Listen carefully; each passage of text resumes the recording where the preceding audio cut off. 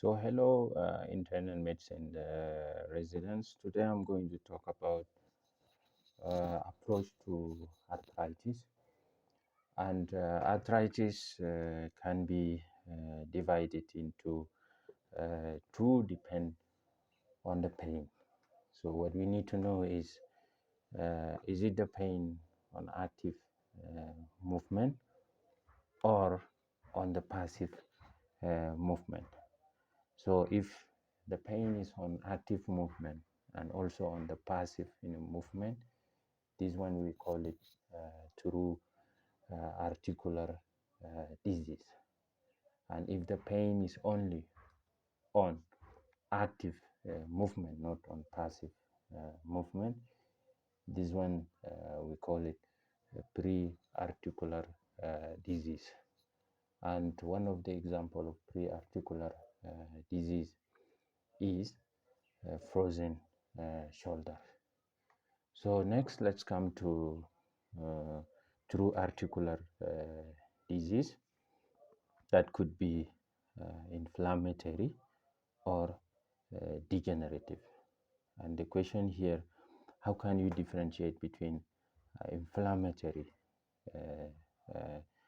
disease or degenerative disease? To differentiate them, you need to have a history from the patient. So you need to ask about one, morning stiffness, the duration of the morning stiffness, and the effect of activity on this morning stiffness. So when we come to degenerative true articular disease, one, there is morning stiffness. Two, the duration of this morning stiffness is less than 30 minutes. And then number three, the effect of activity on this patient with degenerative disease. They usually tend to have worsening of arthritis, especially after the activity. So when we come to inflammatory, one, there is morning stiffness. Two, the duration of this morning stiffness is equal or more than 30 minutes, and the effect of activity, they usually recover after the physical activity. So the patient may tell you that I have stiffness of joint early in the morning for more than 30 minutes. You can tell you 1 hour, 2 hours, and this stiffness resolve after the activity. So during the day, the stiffness is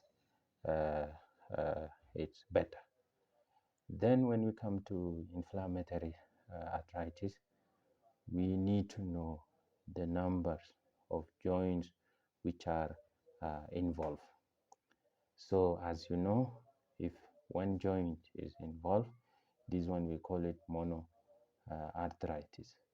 And one of the common cause of monoarthritis, one of them is trauma.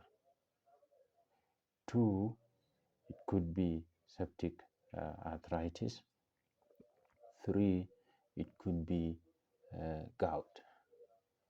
If 2 to 4 joints are involved, this one we call it oligoarthritis. And one of the cause of oligoarthritis is pseudo gout. If 5 or more joints are involved, this one we call it polyarthritis. And we have to divide the polyarthritis into two. One, if this polyarthritis is involving the axis joints, we call the most common cause of polyarthritis involving the axial joint is ankylosing spondylitis, which is seronegative arthritis.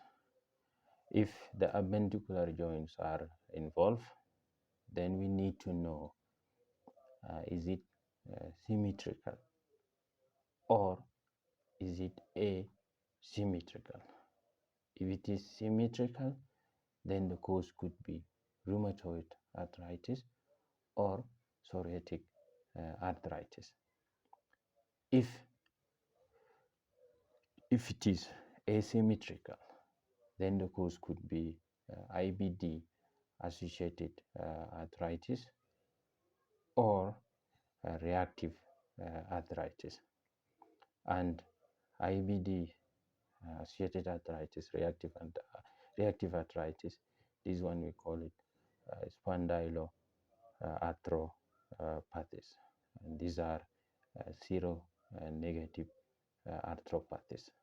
So next will be how to divide.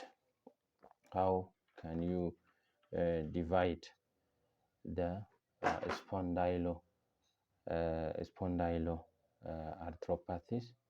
Spondyloarthropathies are divided into peripheral ASPA spondyloarthropathies or axial spondyloarthropathies. The example of peripheral ASPA, one of them is psoriatic arthritis, 2 IBD associated arthritis, 3 reactive arthritis, and the last undifferentiated ASPA. And axial spondyloarthropathies, it could be radiographic ASPA, which is one of the examples, is ankylosing spondylitis, or non-radiographic type. So up to this point, we have discussed it, the approach to arthritis.